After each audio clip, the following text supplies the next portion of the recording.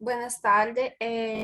Nosotros vamos apresentar um trabalho que é de la matéria de geriatria e gerontologia. Nuestro tema é disfagia em adultos maiores. Nuestro grupo está composto por Jo, Eliane Soares, Manuel Soares e Samanda Carol.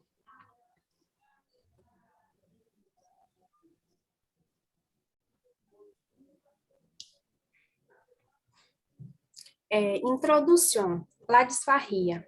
La disfagia se define como a dificuldade para o passo do bolo alimentar, desde a boca hasta o esôfago inferior. É relativamente comum na população general. Sua prevalência aumenta com a idade e planteia problemas especiais em pacientes de idade avançadas. Então, as pessoas com idade maiores vão sofrer mais com esta enfermidade, comprometendo o estado nutricional, aumentando o risco de pneumonia por aspiração de deterioro da qualidade da vida. Então, a disfagia vai ser uma dificuldade do passo alimentar, e principalmente vai estar afetando os adultos maiores.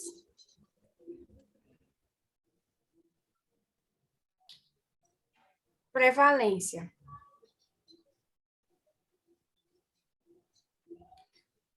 Estudos populacionais e epidemiológicos han demonstrado que há 22% de los adultos maiores de 50 anos la apresentam com uma prevalência de 30% em as unidades de geriatria de agudo, entre 30% e 40% em ancianos que vivem na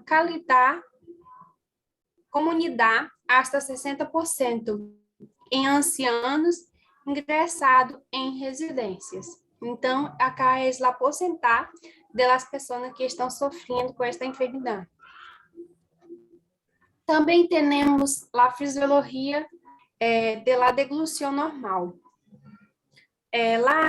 La deglução é resultado de uma complexa e coordenada atividade motora em la qual intervém multidade de nervios e músculos da boca e também de cuello, todo dirigido por el centro de la deglución del tronco, del encéfalo e também de los pares. Se descreve 4 fases: a fase oral, preparatória e a fase de transporte oral. São voluntária, a fase la faringe e o esôfago são involuntários. Temos a fase oral preparatória, que esta vai começar em la boca e termina em el bolo, hasta preparado em desplazamento hacia la faringe. Durante esta fase, a comida se mastiga hasta conseguir uma consistência adequada. Então, ela vai ter que ter mais consistência. E na fase, temos a fase oral transporte. Empieza quando o bolo se desplaza para ser propulsado hacia a laringe e termina quando o bolo passa por o istmo de la fauces e dispara o reflejo deglutório. Nesse caso, vai disparar o reflejo. E também temos a fase farinha, que vai se iniciar com o disparo do reflejo de deglução e termina quando o bolo passa por o esfíncter esofágico superior. Temos a fase esofágica, que vai ser durante a qual o bolo alimentar é propulsado através do esôfago hasta o estômago. Seguinte. Envelhecimento e deglução. Estudos recentes han evidenciado uma perda progressiva das fibras mielíticas e amielíticas, uma atrofia axonal em o sistema nervoso mientérico. Em ancianos sanos, se relaciona com a diminuição da amplitude de la contração do músculo liso, sendo responsável da diminuição da reserva de pressão lingual, associado a uma ausência de piezas dentais e a diminuição de la salivação, hace que o paciente anciano necessite de múltiplos movimentos de la língua. Sujeita o bolo mais posterior antes da deglução, resultando em uma entrada prematura do bolo em la valécula. Pode passar.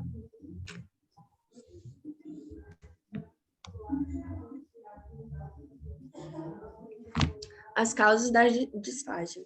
A disfagia orofaríngea é 80% quando existe anormalidades em la coordenação neuromuscular a nível de la faringe e em um esfíncter esofágico superior.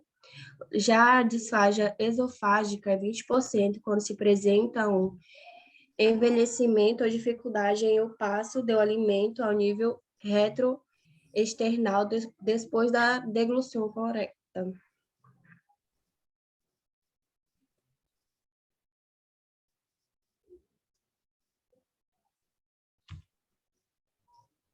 Pode passar. O que acontece na disfagia esofágica?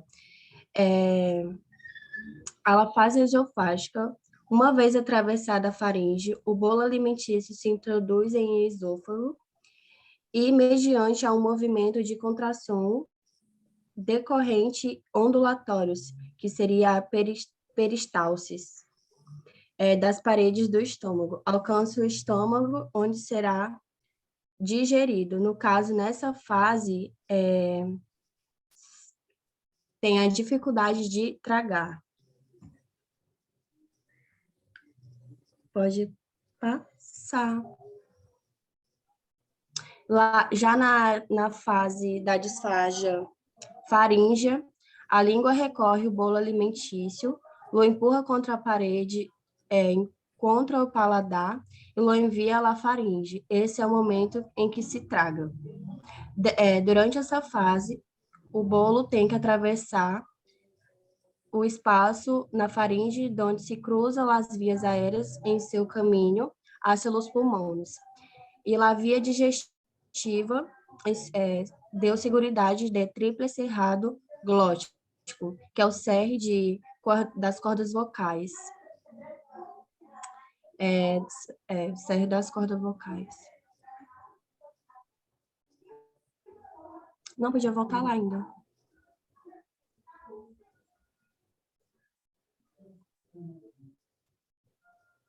Pode voltar lá, Manuel. Ai, meu Deus. Tá, é o cerne das cordas vocais falsas e a basculação que hace possível em que o bolo não se introduza em uma via aérea. Sem esse mecanismo de falha, pode ocasionar um atragantamento ou infecção pulmonar. Pneumonia, em nos casos mais graves, pode levar à morte do paciente também. Agora sim, pode passar.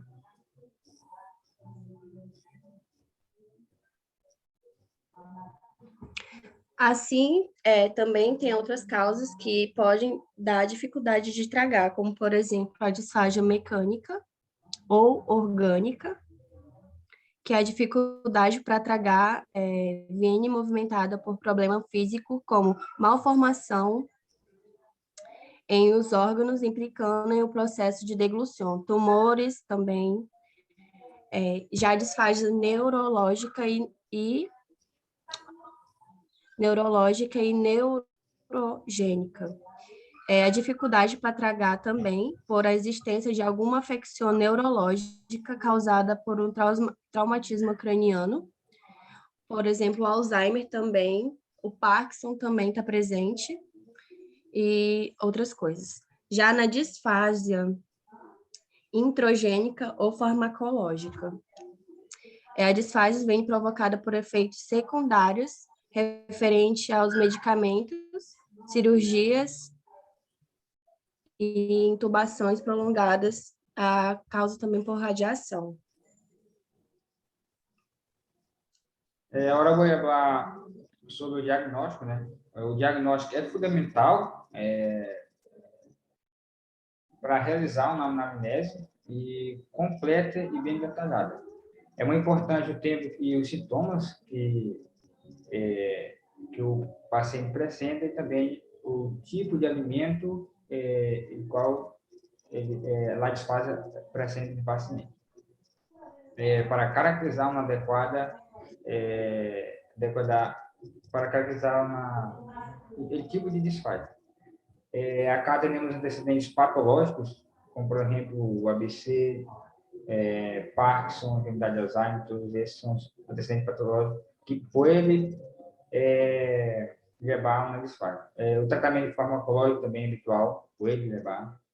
Símptomas de hipomotilidade farinha, degluções fracionadas, necessidade de alargar o tempo das comidas, babeu durante a mastigação ou deglução. Os síndromes respiratórios também, síndromes gastrointestinais, como virose, sangrado, digestivo, características da dieta habitual, na exploração física se deve ter em conta a expressão facial, nós temos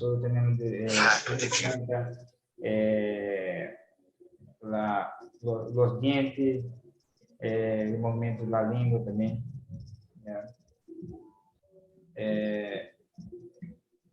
A expansão cervical, se tem alguma obstrução na região cervical. A expansão de sedestação, que é para averiguar o paciente sentado, averiguar o tórax, o tronco e a postura cefálica do paciente.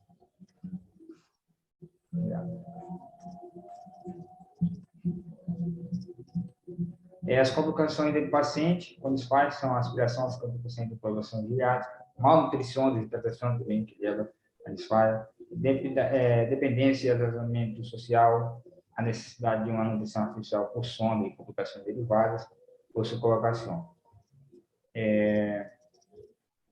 Que vai causar uma úlcera por pressão, perfuração esofágica, e vai,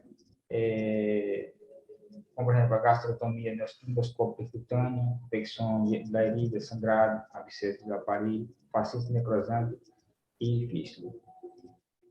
Acá são maneiras de disfase iniciantes, que é a vida do paciente em diferentes tipos de intervenção, intervenções compensadoras, intervenção reabilitadora, a cirurgia também, como a miotomo de Heller, o gastroenterológico de corte e músculo no extremo inferior do esfíncter esofágico. Também temos a higiene oral e tratamento farmacológico para tratar o paciente com a disfase. A nutrição artificial por sono também, paciente com episódio de disfase tem contexto de enfermidade aguda, potencialmente reversível, e que se coloca lá sono nasogástrico para manter o correto estado de hidratação e alimentação do paciente. Espera melhorar o estado renal do paciente, por exemplo, em caso de AVC em fase aguda. Paciente com disfase em enfermidade crônica, as complicações da técnica, da comorbilidade do paciente, dos AVCs e expectativas